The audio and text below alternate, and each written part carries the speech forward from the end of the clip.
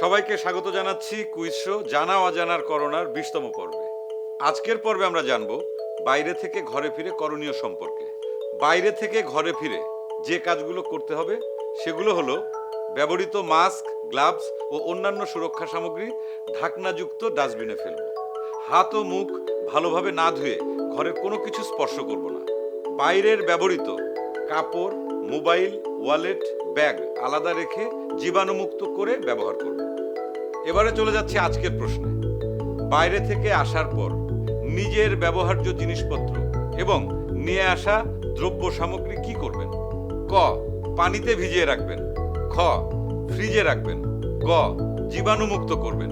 সঠিক উত্তরটি জানিয়ে পুরস্কার জিতে নিন। কাল আবারও আসছি কুইজ শো জানা অজানার করোনা নিয়ে।